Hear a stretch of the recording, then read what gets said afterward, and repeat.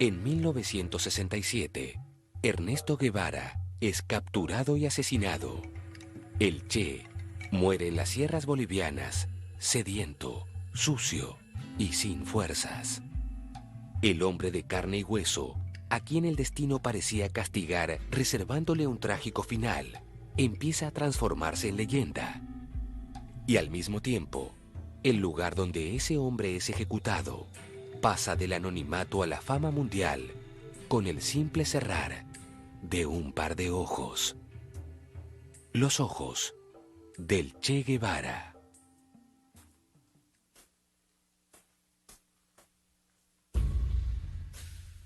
Yo veo en este rostro serenidad, paz. Tenía los ojos abiertos. Lo único que nos ha impresionado eran los ojos. Eso nos impresionó, sus ojos.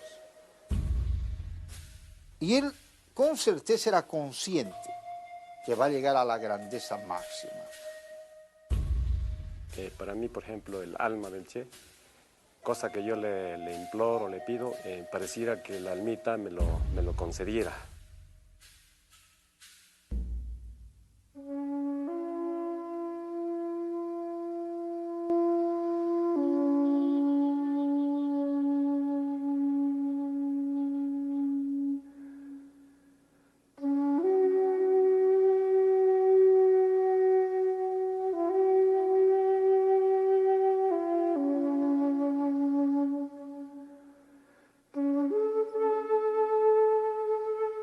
El día domingo 8 de octubre, yo me trasladaba desde Pucará hacia mi escuelita. El momento que yo descendía ahí al lugar, encontré a un grupo de personas, entre ellos el corregidor de la Higuera, autoridades, militares, y nos encontramos justamente en una encrucijada. Ellos iban a traer ya al Che, iban a traer los presos, estaban trasladando los heridos y muertos. Un poco adelante iba el Che abrazado de dos soldados, cojo. El Che Guevara venía, ya cuando lo agarraron, venía caminando, así cojeando, tenía una herida aquí, primero había tenido un combate y después tenía otra herida aquí, pero no era herida de muerte, podría él seguir viviendo, yo creo que sanaba esa herida. Ese momento lo han conducido justamente al aula donde yo trabajaba, que era el tercer curso básico. Cuando yo llegué ahí estaba el teniente Huerta. Le saludé, yo me dirigí a entrar y él me dijo, ¿has venido a conocer al Che? Sí, pasa, aquí está. Entré yo como casi oscuro. Él estaba alumbrándose con una velita y abrí los ojos yo pues para ver al hombre malo, ¿no? Fue tan grande mi sorpresa al ver que no era como decían. Él era una persona normal y bellísima. Bello, lo bello le resaltaba a lo sucio, a lo desordenado, a los pelos largos, todo lo que tenía, resaltaba todas sus facciones. Toda su apariencia era atractiva. Podríamos decir que la figura de Ernesto Che Guevara tiene dos caras. Una de ellas es la del revolucionario, el idealista, que junto a Fidel Castro fuera protagonista excluyente de la Revolución cubana. Un hombre de convicciones profundas que no se conformó con implantar la revolución en la isla y decidió continuar su lucha para extenderla por el resto de Latinoamérica. Del otro lado aparece su otra cara, la que recorta el perfil místico del Che, a quienes algunos incluso llaman San Ernesto de la Higuera. Ese otro rostro, el misterioso, el desconocido, es el que surge justamente cuando fracasa la revolución y muere su líder. Cuando el rato que lo han baleado, digamos, y yo estaba aquí, pasaron dos soldados tomando cerveza, dos cervezas en cada mano. Y ya cuando yo salí a mirar aquí, ahí dice el uno, ¿lo matás vos o lo mato yo? Dice, entre ellos charlan. Ni a los 5 minutos que pasaron ya sonó un disparo, pasaron. No lo habían terminado de matar, a los 2 minutos vuelta, otra. Yo me temí pues que fue tal vez que lo acribillaron. Entonces tomé la decisión firme de ir a ver qué era lo que pasaba. Cuando entré, estaba él tendido al frente de la puerta. Él estaba mirándome y me he detenido ahí a ver un parpadeo, a ver un movimiento, un quejido, algo, nada. Cuando le vi que él me estaba mirando, yo dije, él está vivo, porque los ojos eran de vivo. Me fui al lado izquierdo, me estaba mirando. Me fui al frente, me estaba mirando. Me fui a la derecha, me estaba mirando. Yo decía, me está viendo, pero está tan herido, está tan mal que no puede hablar. Esperé para todas partes, no había nada. La última vez que volví a mirarlo de afuera otra vez, la última vez, ya me penetró tanto porque vi la cara de Cristo era reflejada en él. Era un hombre de piel fina, un hombre alto, simpático, parecido a nuestro Señor Jesucristo. Antes de que nosotros lleguemos, ya lo habían asesinado, ya unos minutos antes. Porque cuando yo llegué a pedir permiso para verlo, todavía la sangre corría. Ha estado todo un día ahí preso, después ya al otro día lo matan y de ahí lo llevan, viene un helicóptero y se lo llevan en el helicóptero a Valle Grande, dice. Lo primero que hacen lo llevan al aeropuerto, el helicóptero aterriza en el aeropuerto. En el aeropuerto había mucha gente de Valle Grande esperando los restos porque se hablaba mucho del Che en todo ese tiempo y la gente como que quería conocerlo. Y bueno, el pueblo está esperando la llegada y bueno, cuando llega lo trasladan en una camioneta hasta el Hospital Señor de Malta y del Hospital Señor de Malta lo llevan a la lavandería. Para entender la dimensión de cualquier mito, hay que descubrir cuál fue su punto de partida. La magnitud espiritual del Che nace con la exposición de su cuerpo en la lavandería del Hospital Señor de Malta. Sus captores querían así mostrar al mundo que la lucha contra la guerrilla había terminado. Sin embargo, las fotos del Che Guevara muerto, captadas por el fotógrafo Freddy Alborta, tuvieron un efecto opuesto al esperado y contribuyeron a volver invencible aquello que los militares bolivianos querían destruir. Cuando se produjo la muerte del Che, nos invitaron a un grupo de periodistas que cubríamos esa área a Valle Grande. Entonces salimos en un avión de la Fuerza Aérea y directamente nos condujeron una movilidad al hospital de Valle Grande. Ahí, detrás del hospital, estaba una lavandería que era muy precaria y ahí estaba el Che. A mí me impresionó mucho porque tanto había escuchado del Che. Entonces el día 9 nada más el ejército y los periodistas tienen acceso y el día 10 ya es expuesto a todo el pueblo. Entonces en el pueblo hay fotos que están esperando en la reja de entrada del hospital, cantidad de gente que está esperando y lo que hace la gente da una vuelta alrededor de la lavandería y bueno, mucha gente todavía al día de hoy en Valle Grande uno habla y recuerda en ese momento de cuando estaba en la lavandería. Bueno, hay gente que dice que lo tocó y mucha gente se sorprendía por el hecho de que él tenía una mirada que parecía que uno donde se movía él lo estaba mirando. También uno ve las fotos y nota como una paz increíble que tenía él. Lo miré 2 veces, me puse en la fila y yo lo miraba y me seguía así con su vista. Para mí era una cosa tan rara y extraña eso. Y pensé yo como él no cierra los ojos, como las demás personas al morir cierran los ojos. ¿Y por qué él no cierra? Decía yo. ¿Cuándo va a ser lo que va a cerrar? Decía yo. Yo tenía 2 cámaras en ese momento y empecé a fotografiar. No sabía cuánto tiempo nos iban a dejar ahí y empecé a disparar mis cámaras sin, digamos, tener en cuenta al resto de la gente. Me concentré en mi trabajo y llegué a sacar más de 100 fotos.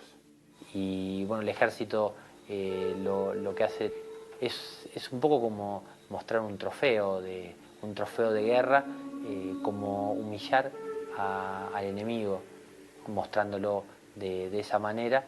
Pero en realidad lo que parecía que les interesaba a los militares en el momento en que con nuestras fotografías y con los periodistas, con sus notas, identificáramos al Che, es decir, que diéramos un testimonio de que el Che era ese, el que estaba muerto.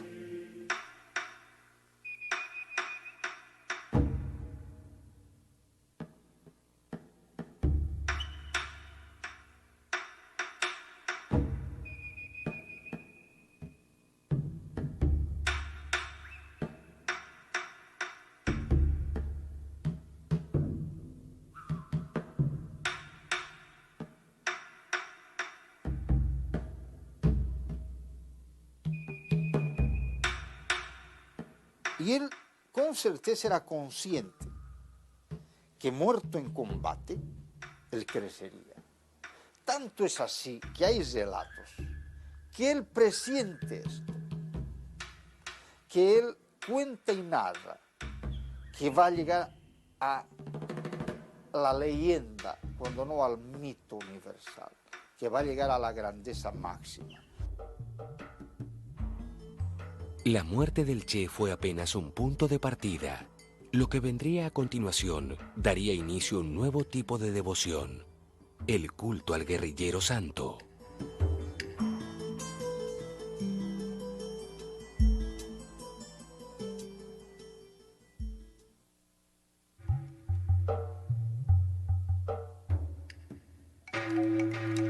La historia tiene muchas caras, tantas como los hombres que la hicieron. Pero la historia también está hecha de preguntas. En las sierras bolivianas hay un pequeño pueblo llamado La Higuera, donde el eco de esas preguntas retumba ligado a uno de los hechos políticos más trascendentes de la historia de Latinoamérica. ¿Qué suceso tuvo lugar en este desolado paisaje para que los ojos del mundo hayan posado su mirada en él? Aquí, en La Higuera, fue capturado y asesinado Ernesto Guevara de la Serna, el Che.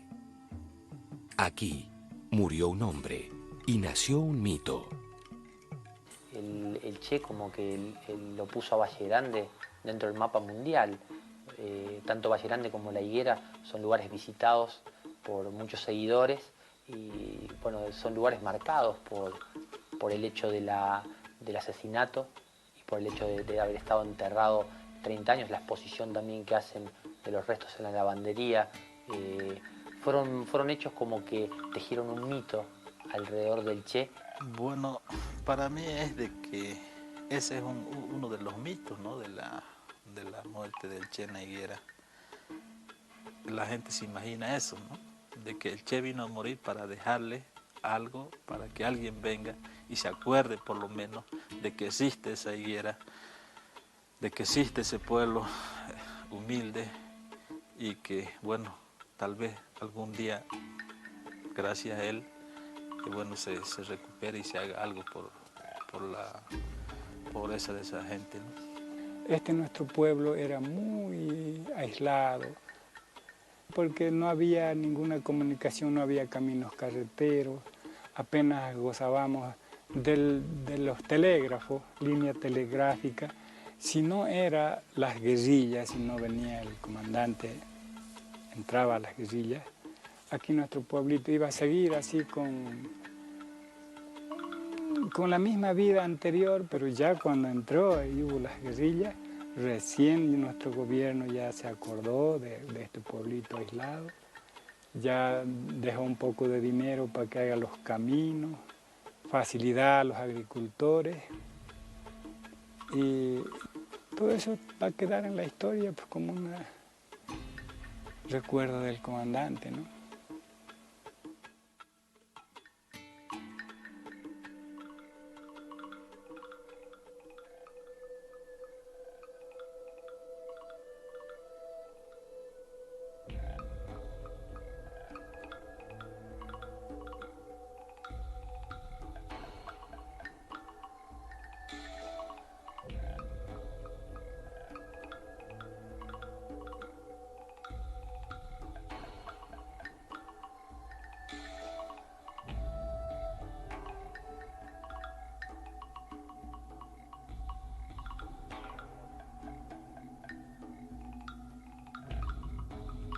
Y yo tengo fe en el Checito porque yo le rezo y le pido al Señor también que lo tenga ahí con él, por lo que él tenía buena intención, especialmente con la gente pobre.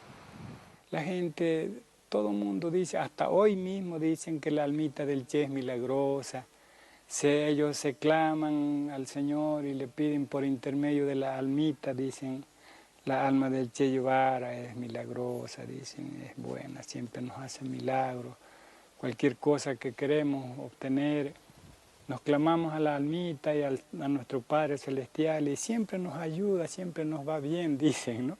Le tienen mucha fe. Y ya la gente toda nos hemos convencido que ya nos clamamos francamente como al Señor de arriba, ¿no? Que nos ayude así en nuestro trabajo, en nuestro comercio, ¿sí? Y sentimos que nos ayuda. Por ejemplo, para mí, que yo le he pedido a él, porque mis hijos se salieron a Santa Cruz, yo decía, almita del Che, que mis hijos les vaya bien, que tengan una buena cabeza y que estudien bien y que me los cuide así. Eso nomás. En mi casa y hago de cuenta que él está ahí. Yo siempre enciendo la vela y digo, esta vela para que se alumbre Che Guevara y me alumbre a mí por donde ande y me ilumine. Es sumamente milagroso para pedirle a esa alma. Es como decirle, yo no tengo esto, démelo a usted y me lo da él. Mi esposo igual es, sí, le tenemos mucha fe a él. Yo especialmente cuando lo sueño, cuando tengo problemas fuertes, cuando tengo situaciones en las que parece que no hay solución y lo sueño a él, es el 100% que se arregló todo.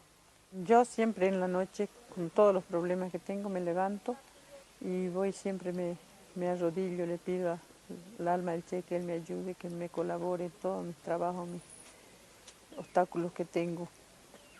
Le rezo siempre, tengo las oraciones que le rezo, el Padre Nuestro, el Salve María, le rezo el credo y la salve, eso le rezo yo.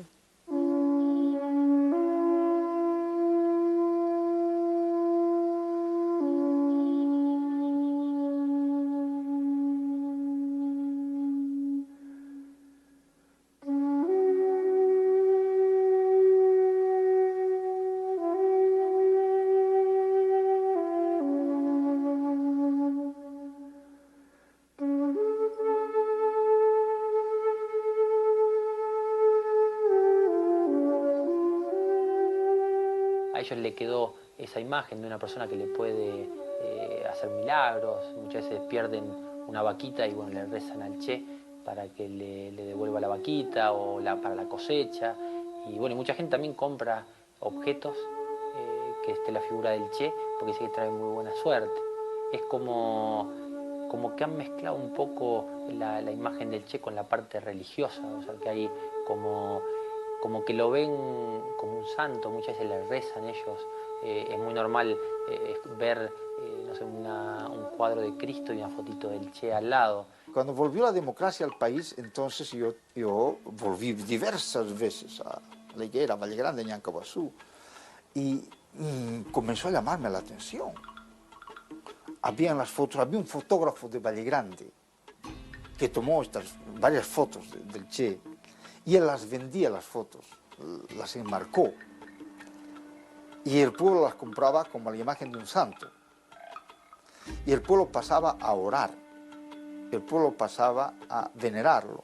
Mucha gente lo relacionan y lo imaginan al Che como si hubiese sido algún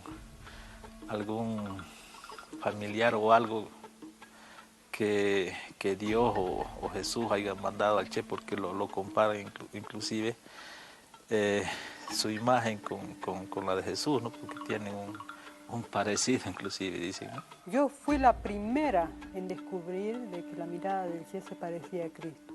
Exactamente el color de los ojos, la nariz, las cejas, todas sus facciones eran idénticas. La última foto del Che cuando lo exponen en la lavandería de Valle Grande, del hospital de Valle Grande, es un Cristo. Y eso es lo que ha hecho crecer el mito del Che y su característica de santo, ¿no? En la gente que lo idolatra, que le prende velas, que le pide milagros.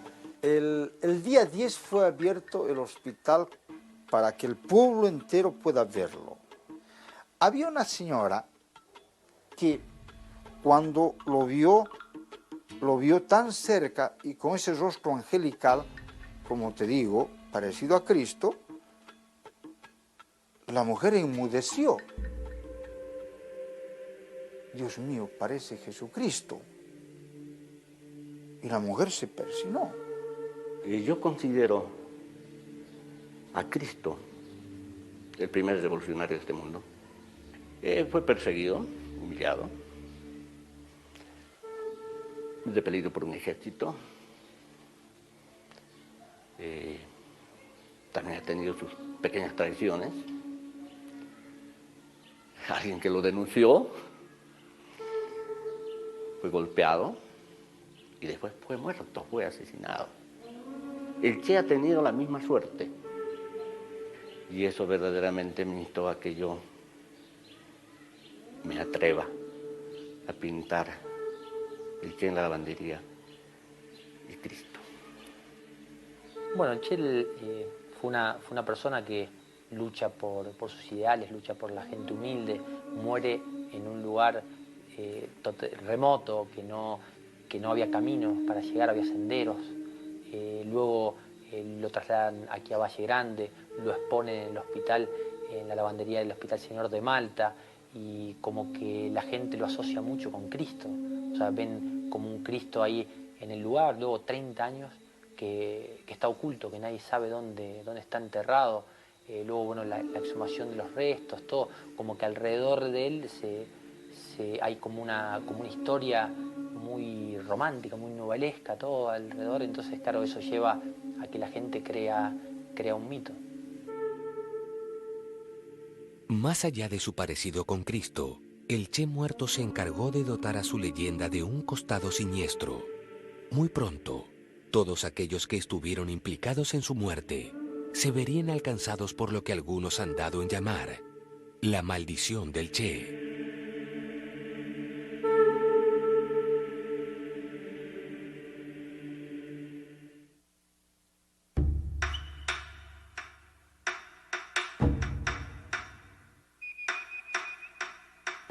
Puede creerse o no en los santos populares, pero los hay. Puede también creerse o no en las maldiciones, pero Guevara muerto no ha sido para todos un santo protector. Junto a la glorificación del Che, que lo convierte en San Ernesto de la Higuera, aparece la maldición para sus asesinos. Junto a la devoción por el protector de los más débiles, nace la maldición para los que acabaron con su vida. Sea por la violencia que ha caracterizado la historia de Bolivia, sea por la casualidad o por la fatalidad, lo cierto es que hay una cronología de hechos sangrientos vinculados a todos los personajes que directa o indirectamente tuvieron algo que ver con la captura, la ejecución de Che Guevara e incluso con aquellos que tuvieron algún vínculo con sus pertenencias.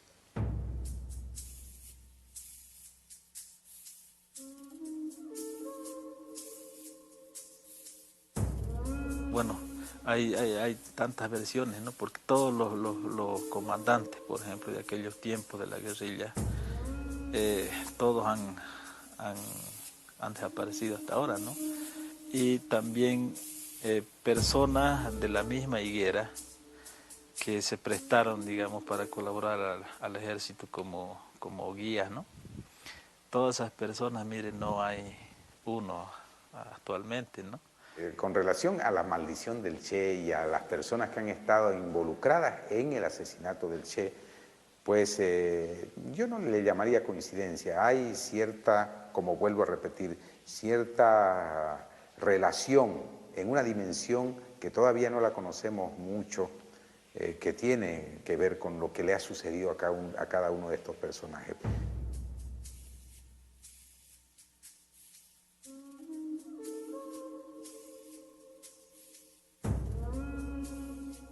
Cuando se suceden los hechos guerrilleros, el presidente de Bolivia era el general René Barrientos Ortuño.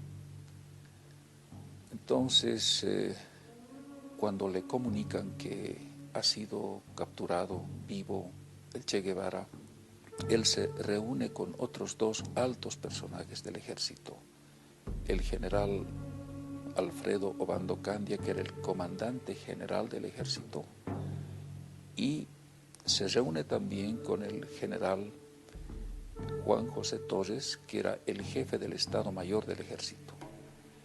Y los tres toman la decisión de ejecutarlo. Al día siguiente, el Che Guevara es ejecutado. Pasados unos 2 años, el general Barrientos tuvo una muerte cruel. Bueno, él falleció en una visita que hizo a una población en la ciudad de Cochabamba, un pueblito que se llamaba Arque. Y cuando volvía en su helicóptero de Arque a La Paz, en algún lugar del camino el helicóptero se enredó en unos cables del telégrafo y cayó el helicóptero a un río. Llevaban un tanque de gasolina adentro, que eso ya hace que se incendie y perezcan todos ahí quemados.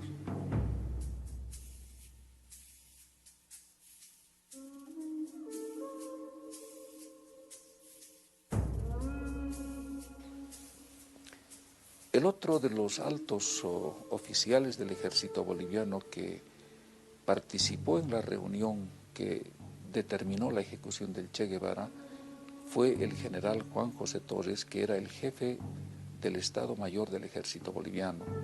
Yo soy Juan José Torres Obleas, soy el primer hijo varón del general Juan José Torres, y precisamente cuando Ernesto Che Guevara estuvo en Bolivia, el general Torres fue jefe de Estado Mayor General de las Fuerzas Armadas. Era el hombre más importante en la estrategia militar en lo que fue la confrontación entre el ejército boliviano y la guerrilla que se había desatado en Bolivia, comandada por Ernesto Che Guevara.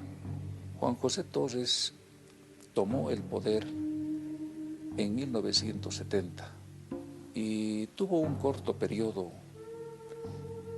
hasta que fue derrocado por Banzer y tuvo que asilarse en la Argentina. En esas condiciones Torres se mantenía en Buenos Aires y con firme convicción de no retirarse, y el día de su secuestro fue un día común. Esto fue el 1 de julio, de 1976, cuando él subió al vehículo y no se supo más de mi padre. Y al día siguiente, el 2 de junio, enterarnos de que el presidente Torres fue acribillado en San Andrés de Giles, en la parte inferior de un puente, donde fue ultimado, vendado, fue virtualmente fusilado, le dispararon 3 tiros en la cabeza, no presentaba ningún signo de violencia física ni de tortura, pero sí, lo fusilaron, lo ultimaron con 3 balazos.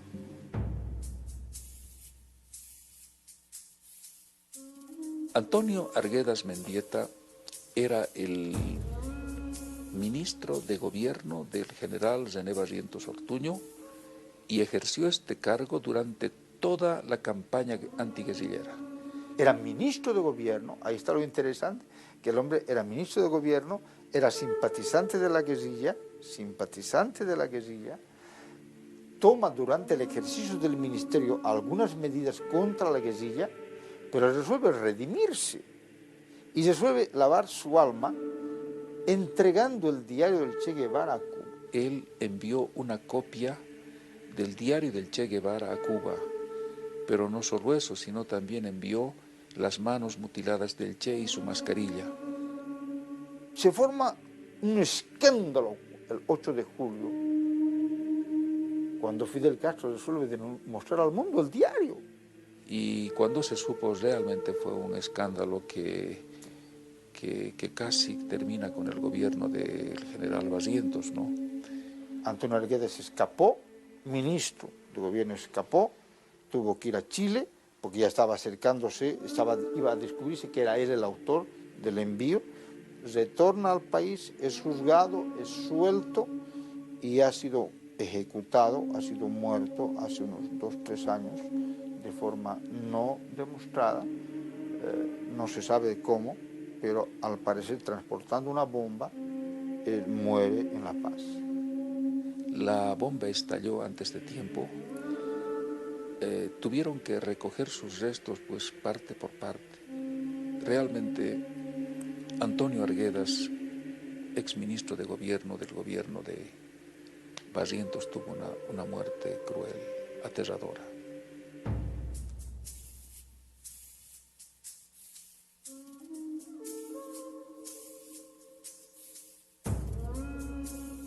El general Joaquín Centeno Anaya era el comandante de la zona donde se capturó al Che Guevara.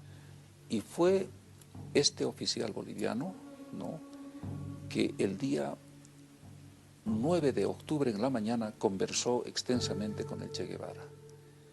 Centeno Anaya pide voluntarios para matarlo al Che. Aparentemente la historia es real y dos se ofrecen de voluntarios que son Mario Terán y Bernardino Huanca, que evidentemente son los que disparan.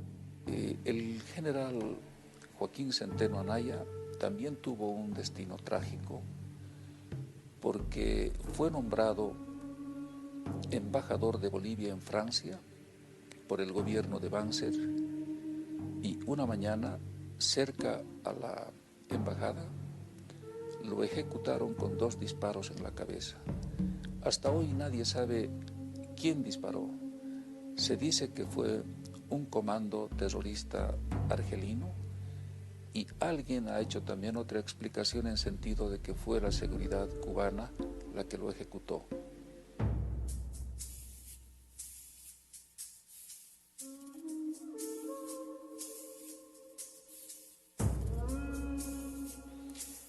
Andrés Selichop era el oficial, ¿no?, que estaba a cargo de los Rangers que rodearon al Che Guevara.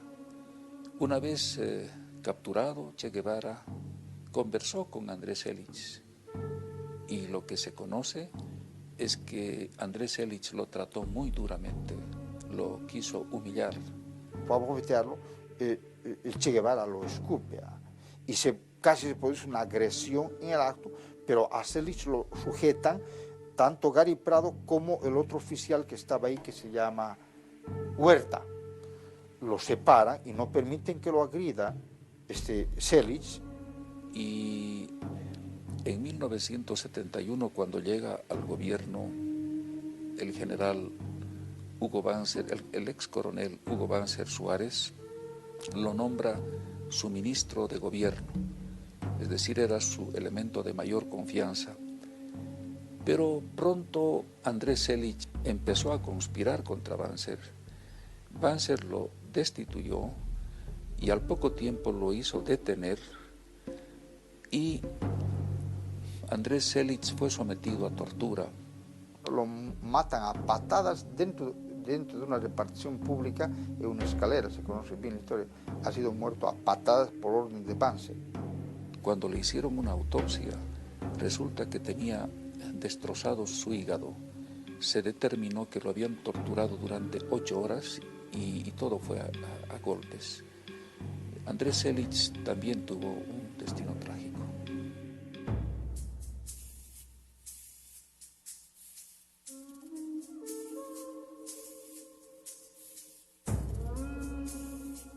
Honorato Rojas fue un campesino que vivía en una zona completamente alejada de los centros poblados con su familia, hasta que un día los guerrilleros llegaron a su cabaña. Él tomó contacto con ellos, ¿no? Después tomó contacto con el ejército y decidió colaborar al ejército para que capturen a los guerrilleros, ¿no? Entonces el hombre se ve obligado a vender a los guerrilleros y los conduce a un matadero que planean bien con Mario Vargas Salinas. Yo los voy a esperar en tal lugar, tú me los traes por aquí, por donde es el vado, es por tal lugar, por donde se puede pasar, yo los espero y los mato ahí. Después de terminada la guerrilla, el gobierno nacional condecoró a Honorato Rojas por el servicio que prestó y le dieron un premio económico con el que Honorato Rojas se fue a vivir a un barrio de Santa Cruz, donde una noche fue ejecutado por Inti Peredo.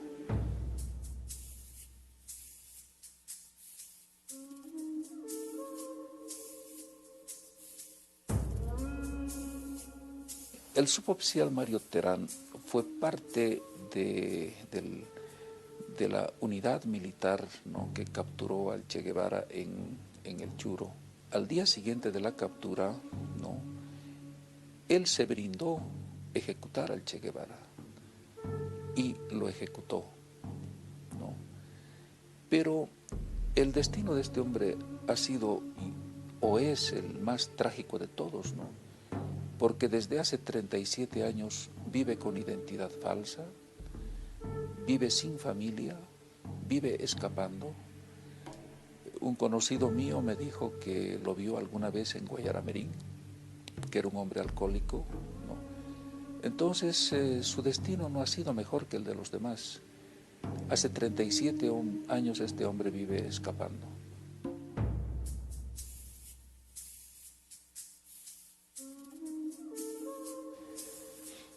Gary Prado Salmón es el oficial boliviano que capturó físicamente al Che Guevara en la quebrada del Churo. Por entonces, este oficial tenía el grado de capitán y actualmente es general de las Fuerzas Armadas. En 67 yo era capitán Gary Prado Salmón, comandante de una compañía de tropas de asalto. Y me tocó conducir esa operación que culminó con la captura del Che y la destrucción del foco guerrillero que había venido operando en el país por cerca de 8 meses. Gary Prado Salmón, al igual que otros personajes que intervinieron en la captura del Che Guevara, ha tenido un destino trágico. En 1981, en un incidente confuso, a uno de sus soldados se le escapó un disparo que lo hirió en la columna vertebral. Se produjo en Santa Cruz de la Sierra, hacia el norte, donde estaba estallando una revuelta militar, y en esa revuelta militar le ordenaron a él que dirigiese la defensa del Estado, y hubo un disparo accidental de un soldado de él. Dice él que es un disparo accidental, entonces le tocó la columna. Desde entonces Gary Prado se desplaza en una silla de ruedas. ¿Para qué quieren hacer lo que dicen de la maldición? Entonces, disparate, ¿no? No veo yo ninguna relación, no existe ese tipo de cosas. Un hombre, una leyenda y una muerte plagada de misterios. Entre ellos, el misterio de los restos del Che. 30 años de secretos y de una búsqueda que estaba a punto de terminar.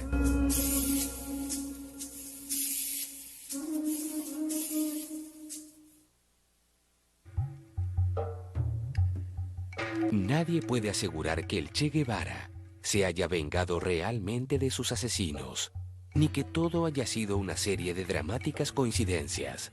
Lo cierto es que la idea del Che como espíritu vengador y justiciero se terminó instalando en la opinión pública, dotándolo de un aspecto sombrío, que también fue creciendo en el imaginario popular a causa de la desaparición de sus restos.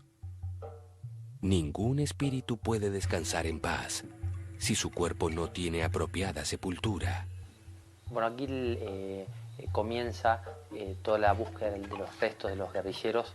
En el año 95 hay un escritor, John Lee Anderson, está haciendo una biografía sobre Ernesto Guevara para presentarla en el año 97. Entonces él entrevista al general Mario Vargas Salinas, que había sido uno de los testigos del enterramiento de los restos del Che junto a 6 guerrilleros, y en off, cuando habían terminado la nota, él le dice el lugar donde estaban enterrados los restos, que era en la pista, eran en Valle Grande, en la pista del aeropuerto, cerca del cementerio. Bueno, muchos decían que no estaba el Che Guevara enterrado en Valle Grande, pero de todas maneras se sabía que algunos grupos tendrían que haber estado en alguna parte las afueras de Valle Grande. Y es así que se encontraban, digamos, permanentemente rosas en algunos lugares donde creían que estaba la Tania y sus compañeros. Entonces el gobierno, que estaba Gonzalo Sánchez de Lozada, crea una comisión gubernamental para investigar las declaraciones y ASOFAM en La Paz solicita que vengan el equipo argentino de antropología forense para comenzar la búsqueda. Cuando se empezó a buscar los restos del Che, había muchas versiones, digamos, ¿no? Que manifestaban a los científicos que aquí está, más allá, más abajo, más arriba, versiones de toda clase. Finalmente, los restos de Guevara fueron encontrados en el año 1997 y en el lugar del hallazgo se comenzó a construir un mausoleo en homenaje a los guerrilleros caídos. Hoy, este monumento es visitado por personas de todo el mundo. Algunos se acercan por su importancia histórica. Para otros, en cambio, la fosa del Che y sus compañeros es un verdadero santuario. Bueno, la fosa del Che, bueno, como la otra fosa donde está el grupo Joaquín, de Tania, normalmente la gente lleva flores, constantemente tiene flores, bueno, mucha gente enciende velas, constantemente uno ve grafitis escritos. Es como que la gente lo expresa de distintas maneras. Y también se encontraba a la gente, sobre todo devota, que creía y que cree, porque hay mucha gente católica y cree en la alma más allá de lo que uno puede sentir en vida, pero cree en esa gente que ha sobresalido y que ha sido un líder.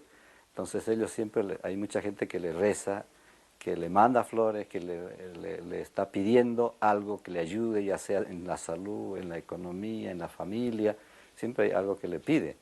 Hay gente que va al lugar y se sienta a meditar, otros que llevan ofrendas. La otra vez una alforja de un motorista, todo, que había dejado la alforja en el lugar, y hay alguna gente que deja algún objeto, todo. Es la manera de verlo.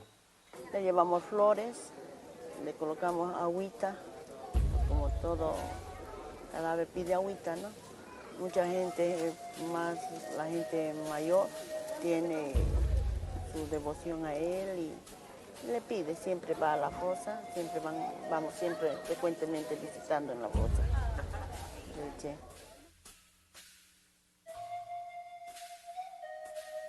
Mucha gente ya nos hemos dado cuenta que el Che hace milagros en todo nuestro trabajo, así que el uno necesita un trabajo que le haga milagros, otra persona que le haga otro milagro, así. Le pedimos en todas formas que nos haga milagros. Y él parece que tiene un don de Dios que realmente es bueno, porque ha comprobado la gente en muchos casos de que los ha sanado. Por ejemplo, yo tenía un problema en mi hogar y yo no lo sabía tampoco que era así, ¿no? Sino que me contaron y cierto, fui a colocarme una velita aquí a la fosa donde están los restos y ahí estuve y le pedí con mucha devoción, le pedí a él, me rogué que sí se me pudiera arreglar. Sí me arregló un problema en mi hogar que tenía con mi esposa. Nosotros el 97 decíamos el Che vive no como un lema, no como una nostalgia, sino porque realmente lo sentimos que el Che está vivo en esa dimensión. Pero el Che no la podemos tampoco, ni siquiera nosotros los revolucionarios, considerarlo como un patrimonio exclusivo nuestro. El Che ya es un patrimonio de la humanidad. El Che es una referencia para los ecologistas, el Che es una referencia para nuestros indígenas, para nuestros religiosos. El Che es una trascendencia.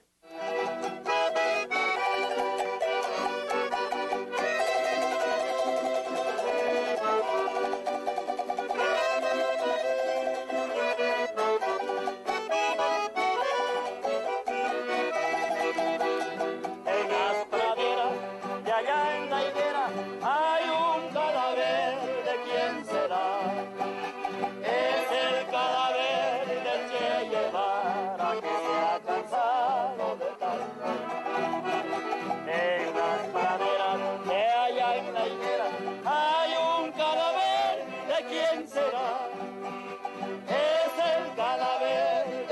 Che Guevara que se ha cansado de tanto.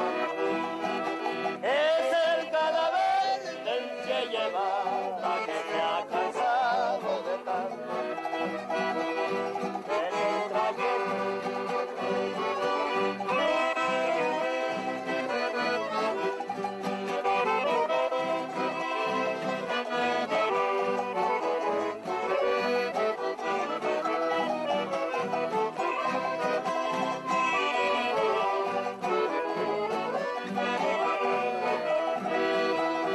En las praderas de allá en la higuera hay un cadáver, ¿de quién será? Es el cadáver del Che Guevara que se ha cansado de tanto amar. En las praderas de allá en la higuera hay un cadáver, ¿de quién será? Es el cadáver del Che Guevara que se ha cansado de tanto. Es el cadáver del Che Guevara que se ha cansado de tanto amar.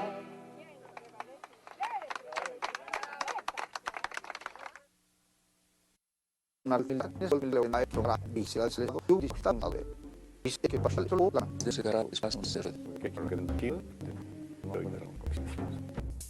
alda, una pegadeo, ello, de rodeo, tretas de cos y buque, tato de la. Ni de raquia, que hay veorean de esos, ni pues las diantisas, loco, que al puesto un juicio sin estupica, dolo natombo, te ofrece un mario para tau de apeos dos. Una idea de escreva, suerte había tú. Morale, en todas los tosteros, en el momento, yo está muy bien, con esto va a apretar, la guarda, la señorita, van de los chicos de cero, no formarla, el seguro de la pista, no ganan al capo, se hace. Todavía algo que no queda un arte, la verdad, y hace forma, no se mantiene de lo que va a tasar. Entonces, voy a causar como una pareja de que y a la soltar, no sé cuánto quieres, para tu. Se descarga, hay gente que ni a los que vamos a morir, pero se da. Mete, resdera, fue por el lío bien vence, nearego, con soto y un león guerrero, o, de nuevo de superto, según por su cita, tombio, a José Niego, su herrero. La del otra niña, la gente abre content, lord, en se blast de novedades, con que el manera. Y tan con la que ella que por calidad alza de lo que es en ese todo algo así, no se permite les la también al luz en salud mía mil sino le hay que va igual que los que no nada todo y todo falla en su agito es de ver y amor lo muy ta no la vida no tiene tiene tu voz ahí de valor de estamos representando muy bien nada muy bien la sin fallo no sin tal lo que la hormiga de muy baja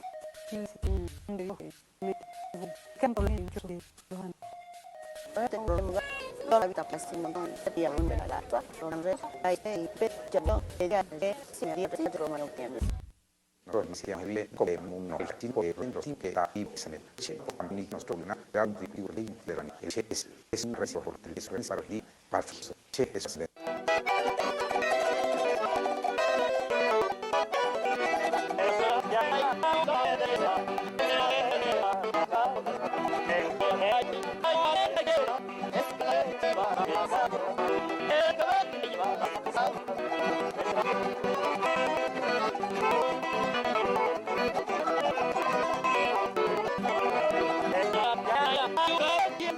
Yeah.